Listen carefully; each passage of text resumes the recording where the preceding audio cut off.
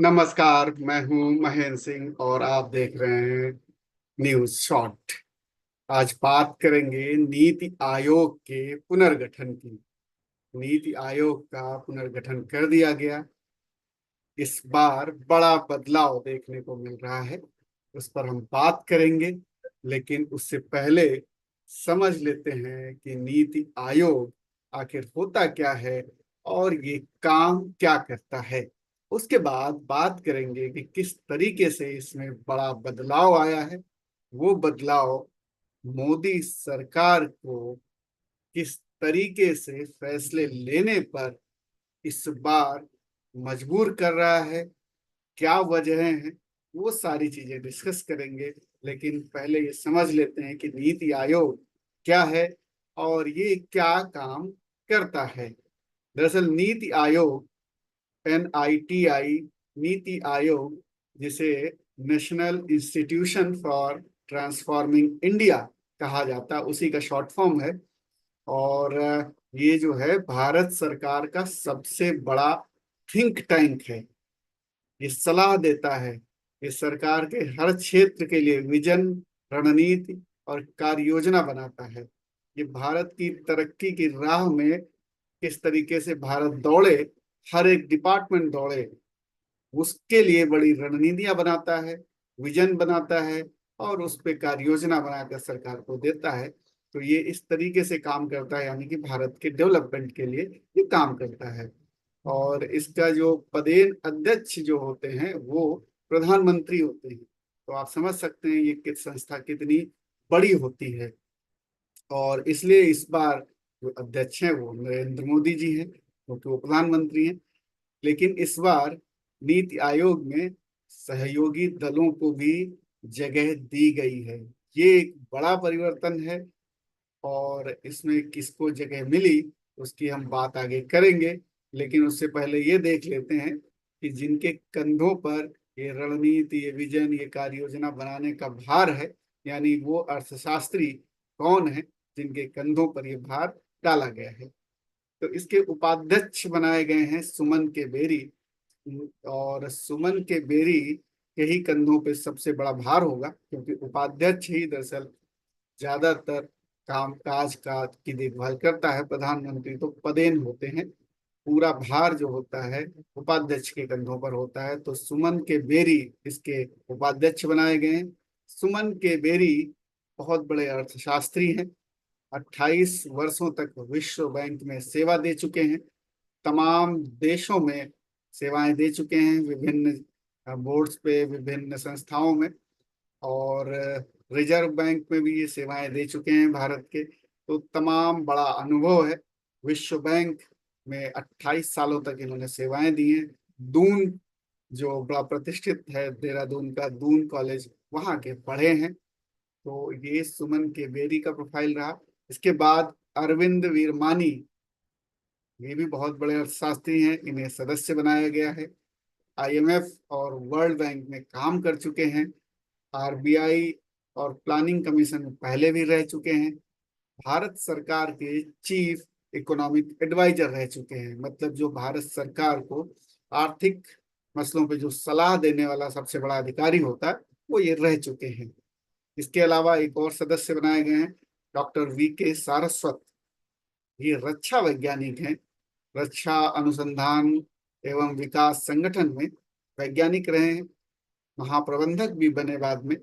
और रिटायरमेंट के बाद अब वो रक्षा मंत्रालय में वैज्ञानिक सलाहकार भी रहे, और उसके बाद अब वो इसके नीति आयोग के सदस्य बनाए गए हैं। इसके अलावा एक और सदस्य हैं, professor Ramesh Chand.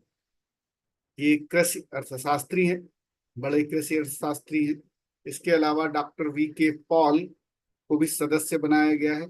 Doctor VK Paul बहुत बड़े डॉक्टर हैं, एम्स के डॉक्टर हैं, और आयुष्मान भारत, पोषण जैसी स्कीम के ये करता धरता है। इन लोगों को स्थायी सदस्य बनाया गया है।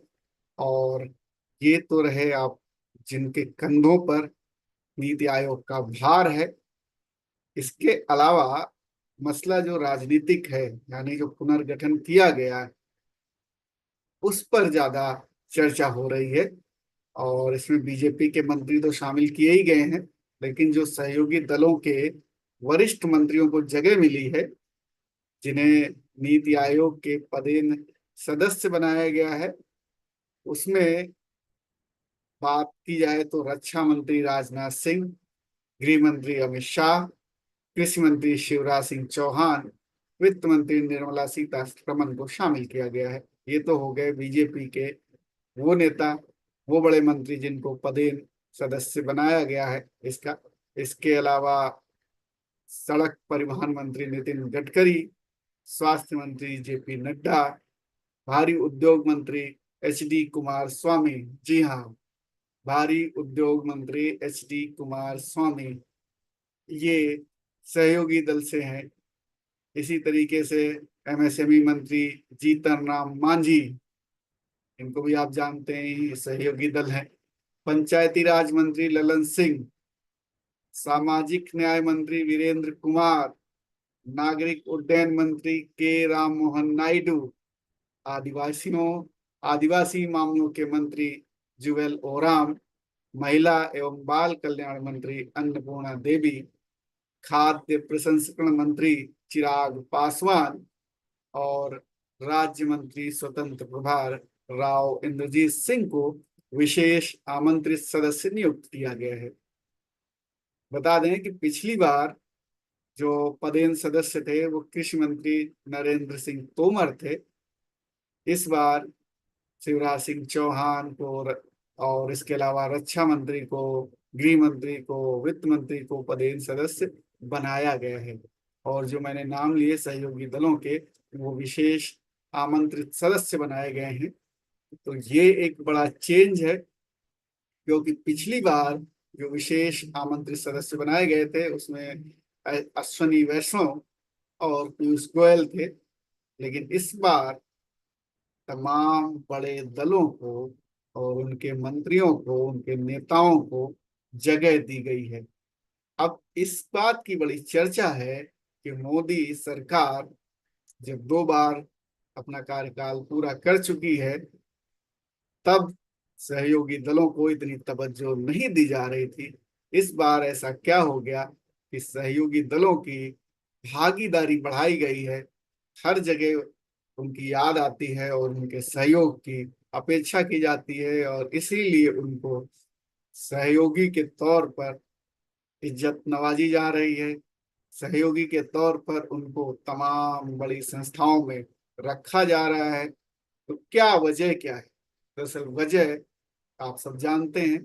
चुनाव में जिस तरीके से बीजेपी का नुकसान हुआ, एनडीए का नुकसान हुआ, जो टारगेट लेके चल रहे थे वो टारगेट पूरा हुआ नहीं, और ये सरकार सहयोगियों के भरोसे है, क्योंकि बीजेपी पूर्ण बहुमत अपने बल पर नहीं जुटा पाई, और इसलिए बैसाखियों पर है।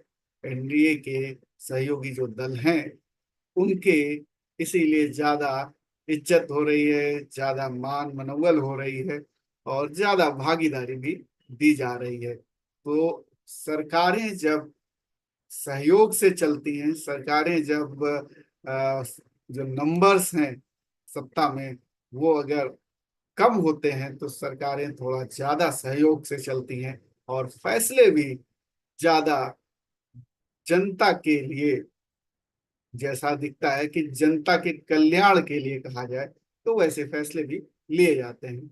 अब इस बार यही एक बदलाव हुआ, जिसमें कि बीजेपी को अपने दम पे पूर्ण बहुमत नहीं मिला, और यही वजह है कि सहयोगी दलों की पूछ ज्यादा बढ़ गई है।